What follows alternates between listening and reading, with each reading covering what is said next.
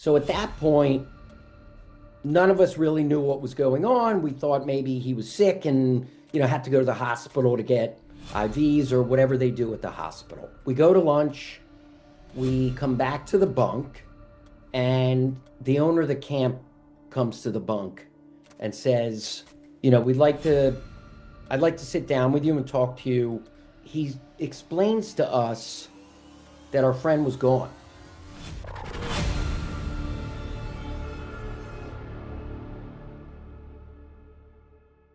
Episode 1, 2 Feet on the Ground.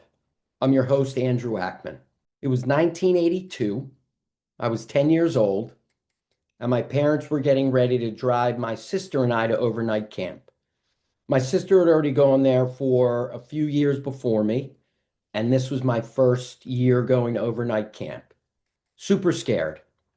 And I remember vividly, we got dropped off on this gravel road that sort of led up from the parking lot.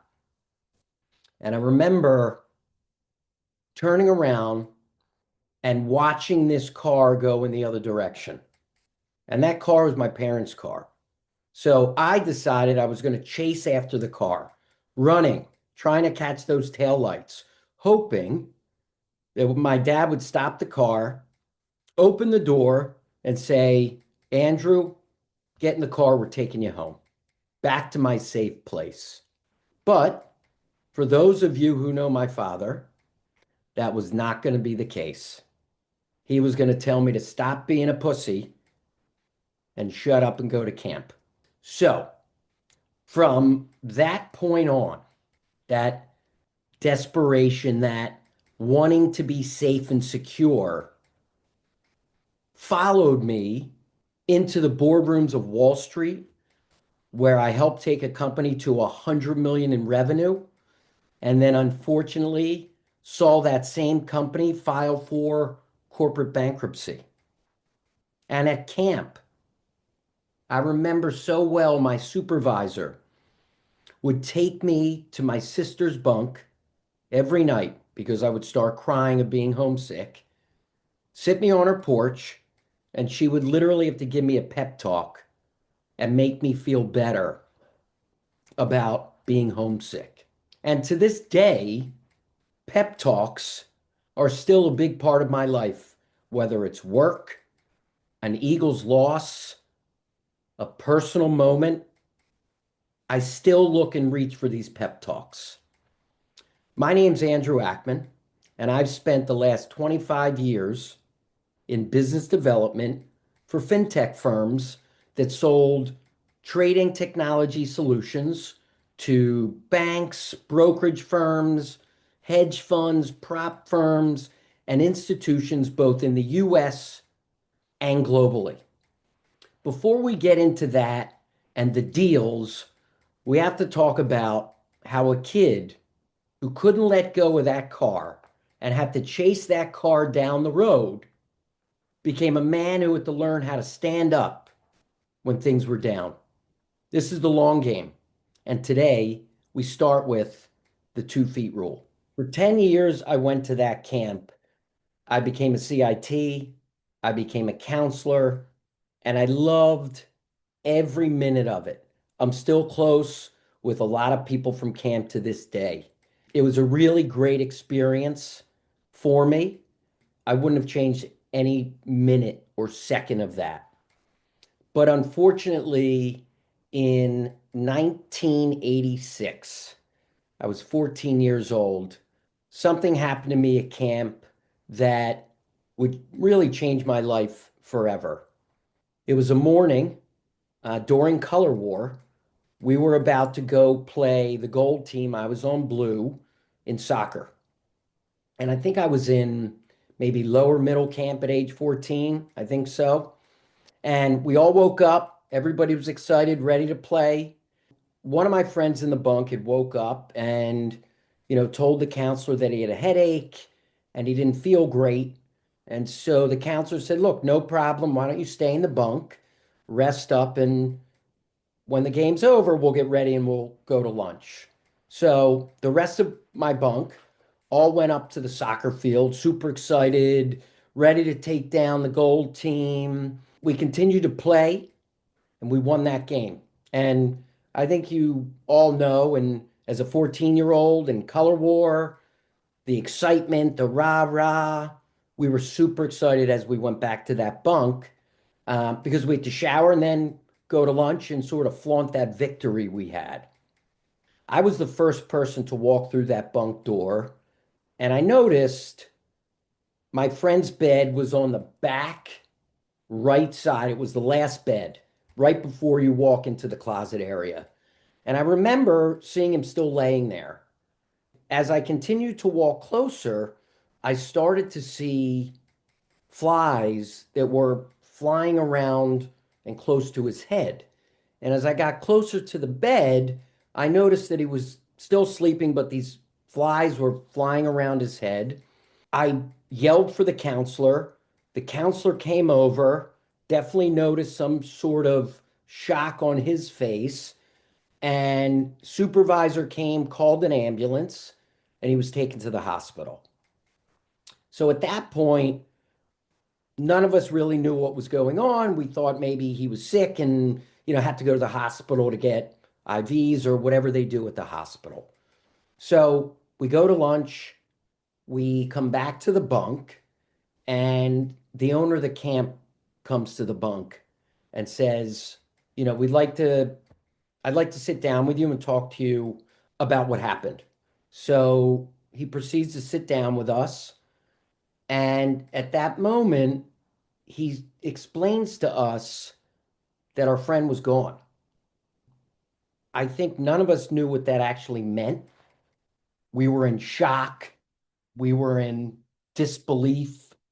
We were confused. At 14, this was probably the first time myself or anyone in our bunk probably had to deal with death. We couldn't grasp it. It didn't make sense to us.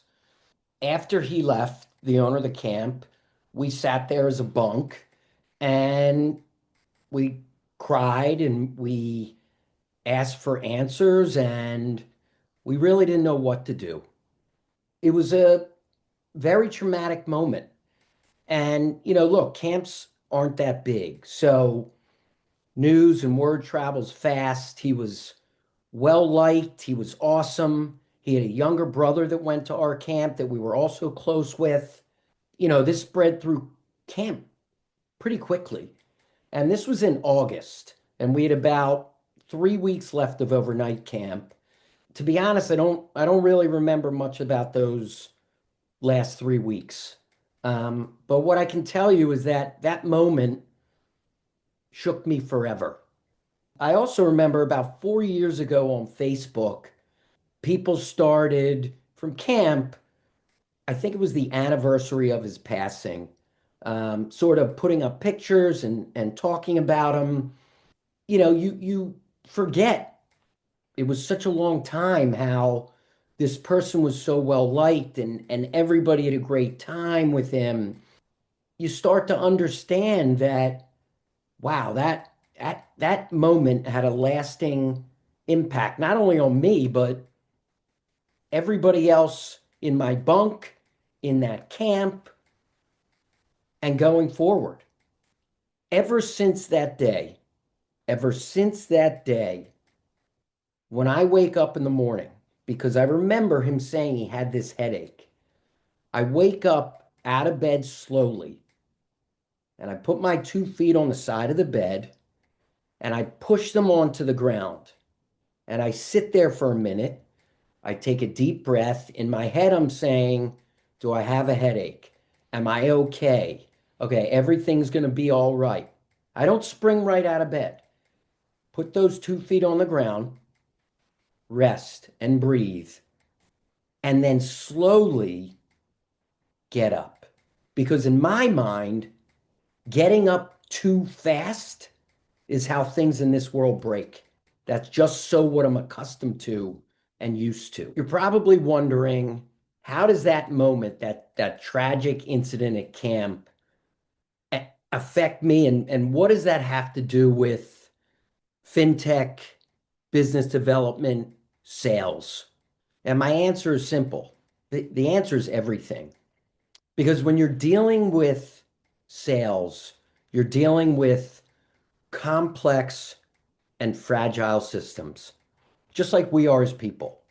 Complex, fragile, you never know what can happen.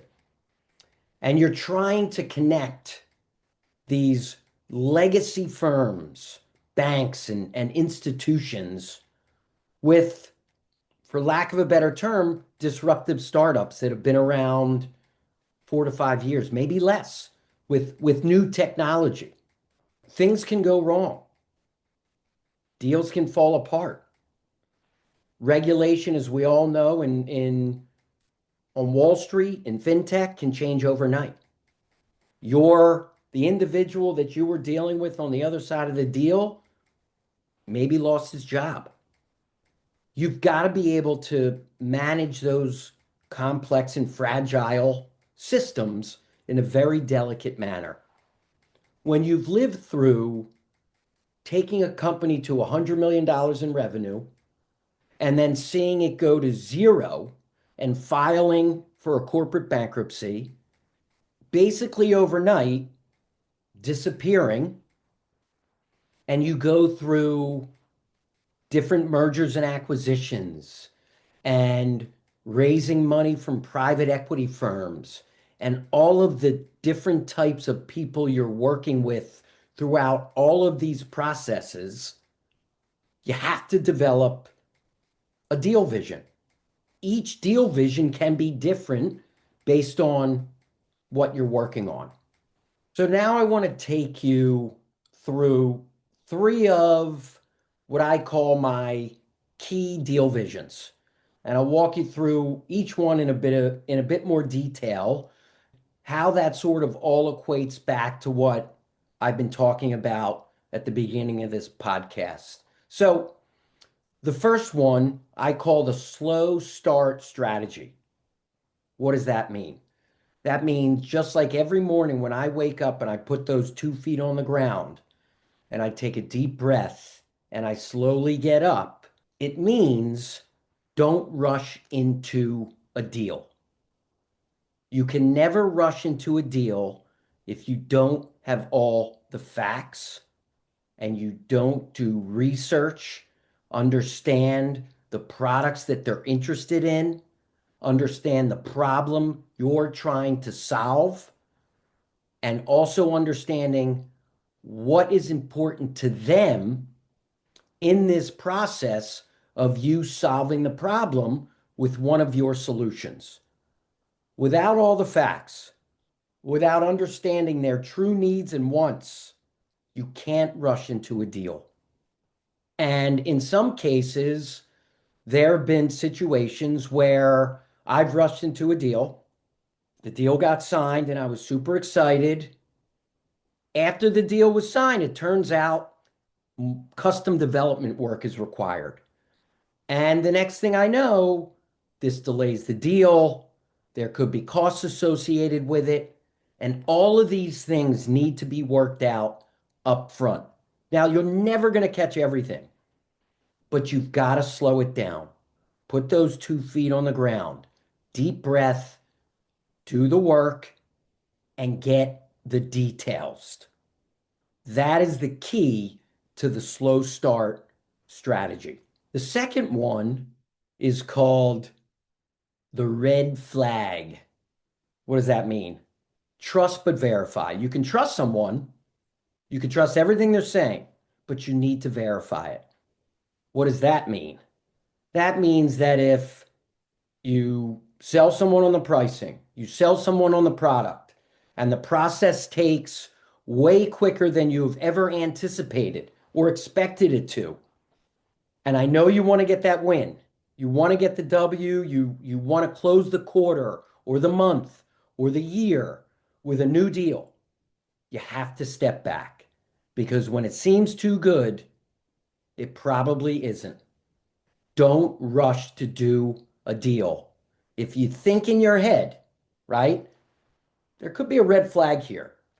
You need to do the work, understand the client, who they are, research them, where they located, What do their financials look like? How long have they been around? Who's the person you're dealing with? Are they the decision maker? Can they actually make these decisions? What are the needs? Has this company experienced the product you're selling to them and hasn't it gone smoothly? If not, why? I know you want that deal to be closed, but you have to look at the big picture. You want that client to be there for the long haul. You and the firm want to grow as their revenue grows with them. You don't want to open them quickly and then 6 months, a year later, something happens that could have been predicted, and then you lose the client because then you're worse off. So take more time. Make sure you look for those red flags. And again, how does that equate back? Every morning when I get up and I think about that headache, is it more than a headache? Should I look into that more? Did I do everything I can to make sure this headache goes away? That's what I'm talking about here. Take the time, take a breath. And very important. Number three, and most important here, confidence is built. You're not just born with it. Now, there are exceptions to that, but certain things take time to develop. So for me, as a young child, my parents decided to send me, instead of going to the regular high school, to go to a private school, hoping that it would lead to better education, more connections, getting into a great college. And unfortunately for me, I went to a private school that had 14 kids in a class. Most of those kids had been there since grade school, and it was very hard for me to fit in. I was the outsider. I struggled to fit in. Now, it took some time. I made friends. Are they my close friends to this day? No. Did I worry about going to school every day? Yeah. I used to make up excuses not to go to school because I didn't like going. I would say I was sick or make up some excuse. And then eventually, of course, my parents caught on to that. But that was tricky. All male school, young kid, new people. Then I fast forward a little bit. I had braces for 10 years. I had bad skin. Again, these are not things that other people don't go through. I'm really speaking from my perspective. I lack confidence. I just wasn't confident in myself. I remember sometimes I'd look in the mirror, cry, right? Because I didn't have that confidence in me, that self-esteem, that high self-esteem. And I think that's important for kids and even adults. Some of that even happened in in my 40s when, one of my jobs, I kind of lost my self-esteem. I wasn't in a good workplace and I lost confidence there. So it can happen at different times in your life, but I think you need to know that your talent or your confidence, sometimes that's not discovered until late. My business career didn't take off until my late 40s. I'm here to tell you that that is the case and that can happen for anyone. Look, I was average athlete. I talked about sort of my looks and all those things about growing up.